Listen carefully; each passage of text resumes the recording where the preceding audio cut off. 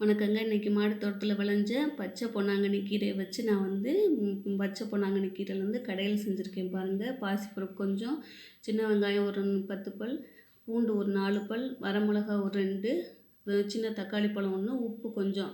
இது எல்லாத்தையும் வந்து கீரை நல்லா வாஷ் பண்ணி அதையும் சேர்த்துக்கணும். சேர்த்து நல்லா வேக வச்சு எடுத்தால் போதும். தண்ணியெல்லாம் கொஞ்சமாக ஊற்றி நம்ம இது பண்ணால் போதும். நம்ம வடிக்கலாம் தேவையில்ல. அந்த தண்ணியிலே வேகிற மாதிரி நம்ம சிம்மில் வச்சு வேக வச்சு எடுத்துட்டேன் பாருங்கள். அதை அப்படியே கடைஞ்சி மத்துக்கட்டை இருக்குது பார்த்திங்களா, அது வச்சு தான் கடையணும். அப்போ தான் டேஸ்ட்டாக இருக்கும். ஒரு சிலர் வந்து மிக்சியில் போடுவாங்க. மிக்சியில் போட்டாக்கும் நமக்கு வந்து எல்லாம் அப்படியே ஒரே மாதிரி ஆயிடும். அதனால் ஒரு சில பிள்ளைங்க வந்து சாப்பிடாதுங்க. அதனால் மத்து வச்சு கடைஞ்சோம்னாக்கும் நமக்கு வந்து பச்சை பொன்னாங்கண்ணி கடையல் ரெடி. இது மதிய சாப்பாட்டுக்கு நல்லது. நம்ம வந்து பிள்ளைங்கள்லாம் இப்போ செல்லு அதிகமாக பார்க்குறாங்க பார்த்திங்களா.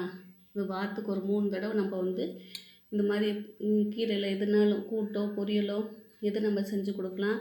செஞ்சு பச்சை பொன்னாங்கண்ணியில் வந்து ரசமும் செய்யலாம். அதுவும் செஞ்சாலும் ரொம்ப அந்த கீரையை வேக வச்சு அந்த தண்ணியை வந்து ரசத்தில் ஊற்றி செய்வாங்க.